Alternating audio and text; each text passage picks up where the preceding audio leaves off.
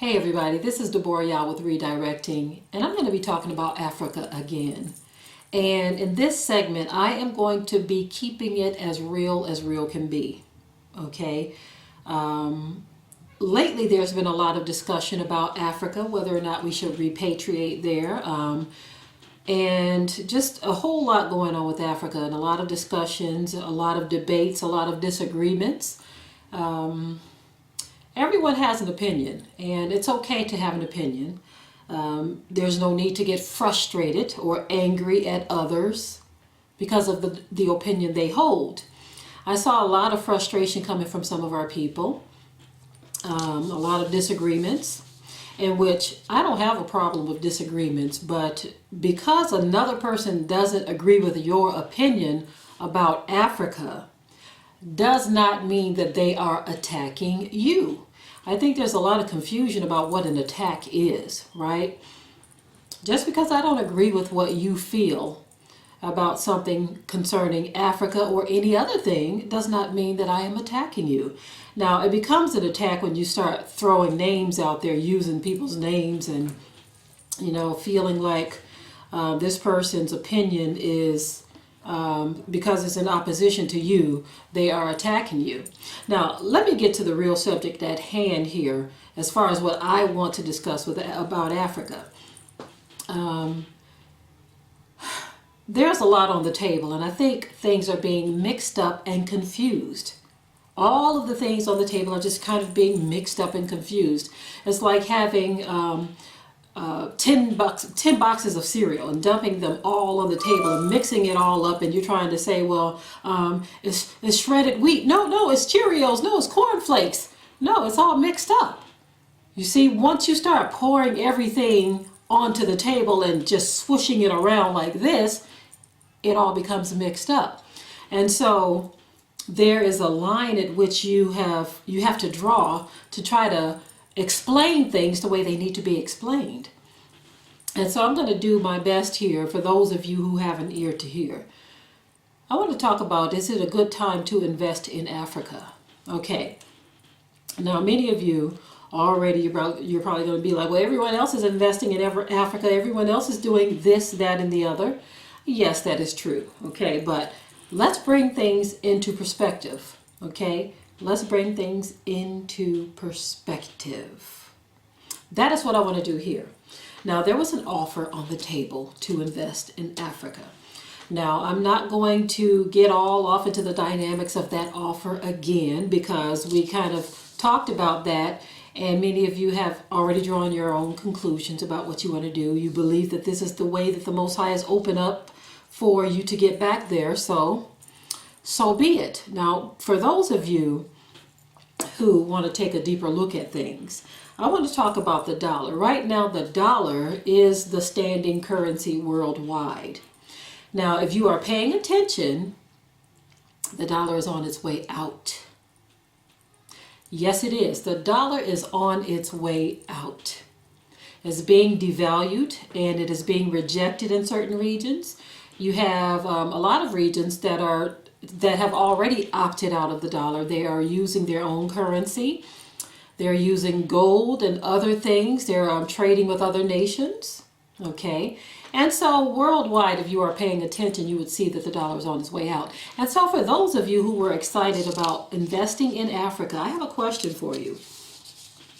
Do you think, given the current state of mind of those in the diaspora, Black people, tribe of Judah, all around the world. I'm talking about here in the U.S., in Canada, North, South, Central America, Australia, wherever we may be. I'm not sure if it's a lot of us in Australia, but in Europe, wherever we may be. Do you believe that those in the diaspora are connected enough? We have enough cohesion. Do you believe that we have enough cohesion to actually pull together our money and make any type of positive impact on Africa? Because right now we see that the Chinese are literally taking over. They are recolonizing Africa, in a sense. They go over there, they're talking to the people any kind of way. Their pockets are deep. And I don't mean just throwing up a little shop. Oh, hey, y'all got a store in Africa and I sell such and such goods. I'm not talking about nothing like that. We don't even have enough cohesion to do something in our captive lands on a large scale. So what makes us think that all of a sudden we're all going to snap and click with one mind and say, let's go to Africa. Let's buy some of those gold mines or diamond mines or oil fields. You think it's that easy? Do you think the AU is connected to all of these foreign nations? They're connected to the UN. They were actually established by foreign nations, not by the people of Africa. They just run things. They're the face behind the organization. But do you think that the AU is going to just, not just the AU, the European nations and all of these other foreign nations, do you think that they're going to let a bunch of African Americans who they've had their foot on our necks for so long, you think they're going to just let us come in and swoop in and just buy all of the oil fields and the oil rich land from them? You think they're going to let us just come and snatch it from their hands? How many of us even know what to do? You buy the land. What do you do once you get all of this oil rich land? What equipment do you use? Are our pockets deep enough to buy the equipment, manufacture the equipment? So you're being sold a dream. That's because they are not counting on us to even pay attention to all of that. We're just so excited. We want to send our money. And I already know a lot of you are not going to like this video nor agree with it, but I'm trying to get those of you who want to think rationally to think rationally. Do you think that these countries who have swooped in into any area that they want, they take their weapons and their power and they go in and they just take over? You think they're going to just let a bunch of African Americans just come in and just take over because we are the tribe of Judah? I'm sorry, family. I really didn't want to do this, but I'm feeling compelled to do this because back to the whole idea of investing in Africa during a time where the dollar is on its way out. I want you to understand what's going to happen. Just say that 20 million so-called African Americans decide to do this.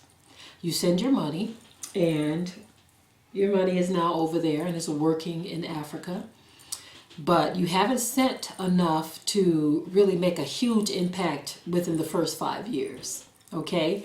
Now, let me tell you what's going to happen. If within that time, let's say 5 years, the dollar crashes and there's a new world currency that is established, and you haven't gotten together enough money to actually physically move there, and I'm going to get back to that part in a minute, that money that you sent over there is gone. It is gone. Now, you put it to work in the continent or on the continent of Africa, but you are physically somewhere else in another country, another region. You will not benefit from the money that you sent over there one iota. Not one iota. You will not benefit because, first of all, what you sent is not even enough to get you on an airplane to get your body physically there. And let's just say you sent, what if you decided to send more than $10 a month and you decided to double up? Okay, so 20 a month. Even 50 a month for 12 months is not going to get you there physically. So you're sending all of this money, you're not there, dollar crashes, your money is gone, they've put it to use for the benefit of those in the region or for the AU or whatever. But you, what do you have to show for it? The dollar has crashed and you have reaped no benefits from it, and you are still in the land of your captivity because you thought that that was being done to bring you there. Now, let's get back to getting there, because there was no promise put on the table to actually build housing for the millions of so-called African Americans who think that this is what this is, a call home, right?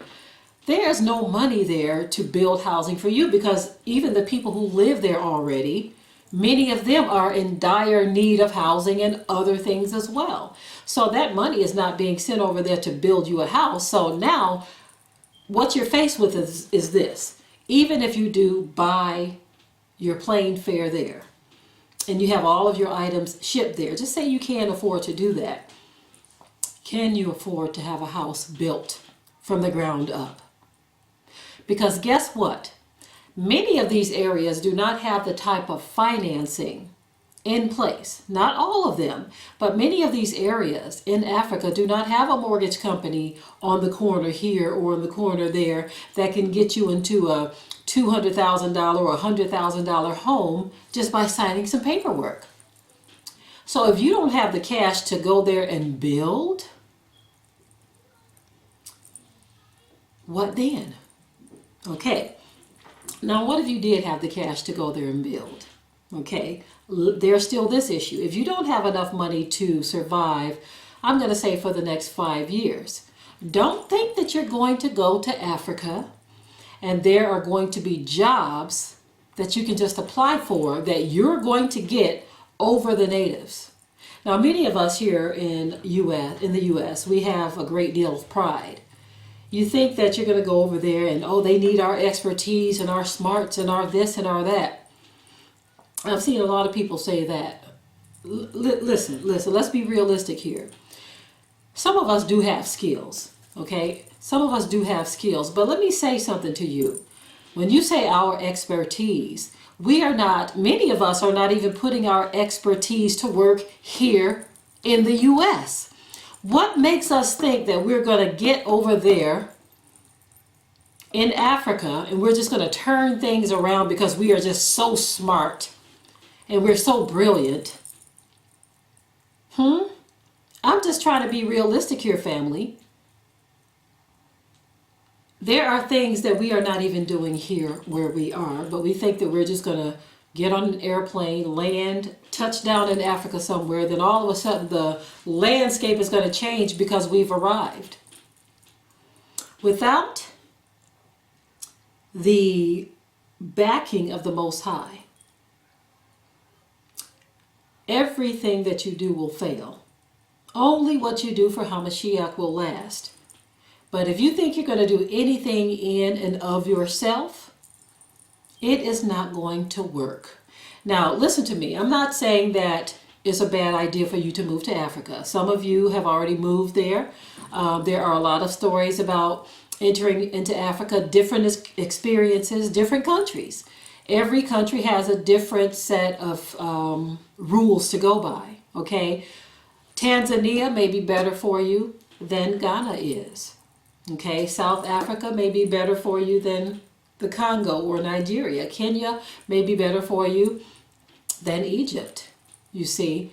So I don't want our people to be misinformed, thinking that just because we look like the people of Africa, that things are going to be the same, that you're going to have the same opportunities that you have here. If you go to Africa, go there under the guidance of the Most High. Don't go just because you can't wait to get out of here. Many of us would love to leave this place, but you don't want to do anything in haste. Because again, a lot of the things that are established here in the U.S. are not the same in Africa.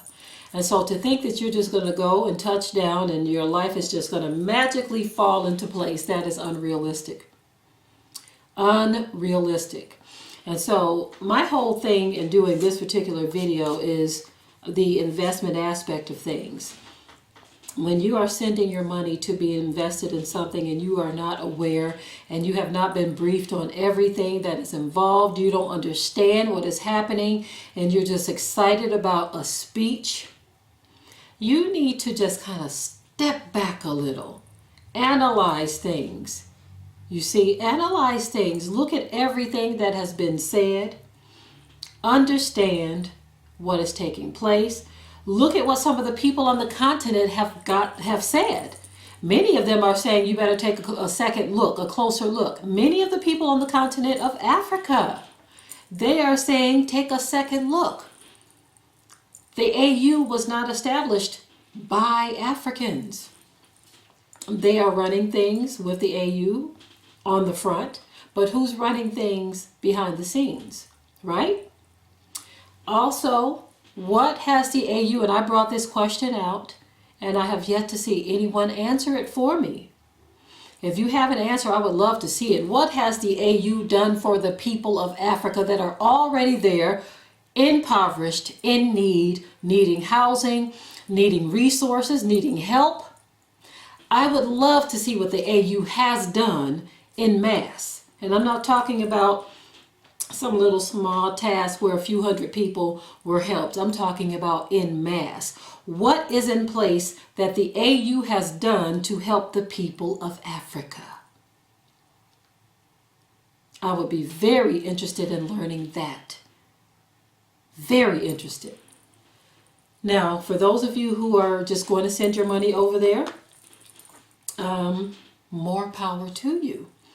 If you feel that it's a safe thing to just go ahead and send the money, but please don't try to connect this to biblical prophecy. Don't try to do that. That is very deceptive.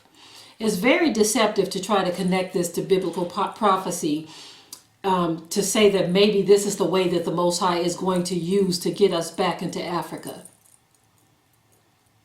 Because one thing that you haven't considered, now there may be thousands or maybe even millions of people here in the U.S. that are excited about this whole idea. But why would prophecy be hinged on your ability to financially make this happen?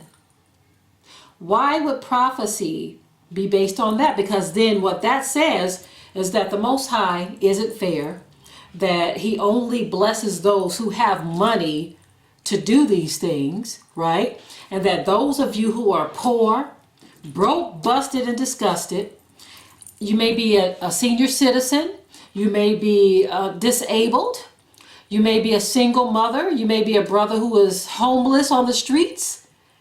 That's just like saying that the Most High just don't care about those people because they can't afford to get back to Africa. They are going to be lost in the sauce. That's what that's like saying if you think that this is prophecy. Now, it's different if all of you who believe that this is prophecy being fulfilled. It's different if your suggestion is that we all, once we get ourselves there, we sponsor one of our brothers or sisters who can't afford to get there. It's different if you were doing that, but I don't see anyone sponsoring or saying, hey, I'll sponsor a senior, or I'll sponsor this single woman and her children. I'll sponsor this homeless brother right here to get him over there, or to get them over there. No, everyone is talking about me, myself, and I. So then, based on that, if we are being realistic, is this really biblical prophecy that we are all going to invest our money and send it to Africa and then wait for the ship to come and get us and take us back? Because nowhere did they promise to send ships for us. Nowhere did they promise to send plane tickets for us when it's all said and done. The only promise that was made was that your money would help to build the infrastructure of certain regions in Africa. And they called it an investment. And I've heard Africans and many others say that you might as well consider it a donation because you will never see that money again. Now, if people of Africa are saying this to you and I, who are we to say that they don't know what they're talking about? So I'm going to go ahead and end it on that note, family. If you want to send your money, I'm not going to discourage you from doing that. This video is for those of you who were on the fence and you needed more information. I wanted to throw that information out there about the dollar, the fact that it is on its way out the door. We don't know when, but if it happens in the next 5 years, or even sooner perhaps, your money is literally gone and you didn't do anything towards securing yourself where you are. That is what I want you to consider. Okay, family. With that, I will say shalom.